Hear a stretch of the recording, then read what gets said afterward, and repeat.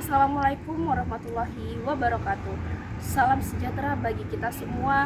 Salam Om Swastiastu, Namo Buddhaya, salam kebajikan. Senang sekali rasanya bisa berdiri dan bertemu dengan teman-teman sekalian. Teman-teman, kita tahu bahwa persaingan di dunia kerja sangatlah ketat. Memiliki kemampuan Microsoft Office dan juga hal-hal editing lainnya bukanlah suatu hal yang istimewa atau yang mendasar bagi para pekerja, terutama di daerah perkantoran. Namun, ada satu hal yang sangat penting yang digunakan sebagai para Gen Z sekarang untuk menaklukkan dunia kerja, yaitu public speaking. Public speaking juga bukan merupakan kegiatan yang hanya berbicara di depan umum saja, melainkan public speaking adalah bentuk seni untuk bisa berbicara di depan umum. Bagaimana orang-orang bisa terpengaruh terhadap gagasan yang kita berikan. Public speaking juga memberikan efek boost berkali-kali lipat bagi para pekerja sendiri. Berdasarkan Jakpat Survey yang dilaksanakan pada tanggal 24 hingga 25 Februari silam, ditemukan bahwa sebanyak 90% responden yang terdiri dari Gen Z dan juga milenial yang berjumlah 647 responden diketahui bahwa mereka lebih memilih untuk mengikuti kursus berbasis subjektif. Dalam kursus berbasis subjektif tersebut, Gen Z sebanyak 54% lebih memilih mengikuti kursus public speaking dan sisanya yaitu Gen milenial sebanyak 56% lebih memilih kursus digital marketing. Sebagai dari kalangan Gen Z juga, saya dapat mengatakan bahwa public speaking juga dapat membangun personal branding yang ada di diri seseorang.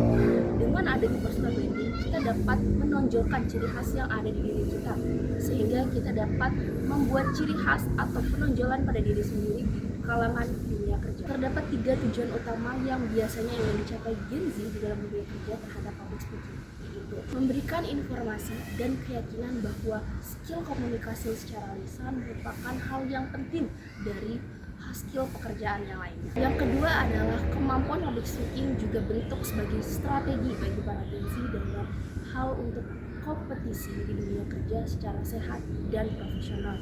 Yang ketiga, yang terakhir adalah bukan keyakinan kepada publik bahwa Gen Z juga memiliki senjata untuk menaklukkan dunia kerja dengan bersaing secara kompetitif, yaitu dengan menggunakan public speaking. Di dalam dunia kerja saat ini, kita tidak hanya mencari orang yang pintar dan cerdas dalam menyelesaikan pekerjaan, namun kita juga mencari di dunia kerja bagaimana seseorang bisa menyampaikan gagasan dan ide mereka secara baik dan juga bisa mempengaruhi orang-orang sekitar. Public speaking memiliki beberapa manfaat dalam pengembangan karir di dunia kerja. Yang pertama adalah meningkatkan peluang lolos untuk wawancara kerja. Yang kedua adalah membuat presentasi apa yang dipresentasi disampaikan akan menjadi lebih masuk dan mudah dipahami. Yang ketiga, tumbuhnya jaringan baru dengan kolaborasi antar divisi maupun perusahaan.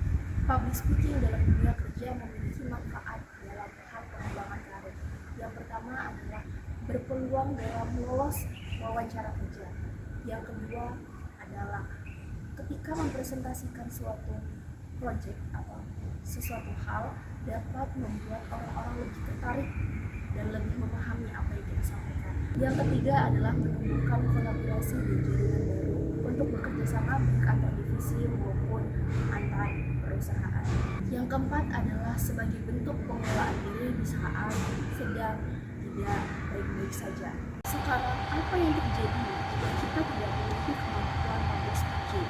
Yang pertama, kita mempunyai gagasan atau argumen yang bagus, namun kita tidak dapat menyampaikan hal tersebut, sehingga orang-orang yang mendengar ataupun yang melihat menyaksikan saat itu juga tidak terpengaruh terhadap apa yang kita sampaikan. Yang kedua adalah kita terlihat lagi dengan kesempatan yang ada, sehingga kesempatan yang seharusnya bisa kita ambil tapi tidak bisa kita ambil. Yang ketiga, kita tidak memiliki personal branding, sehingga kita tidak memiliki ciri khas atau hal yang mencolok di diri kita.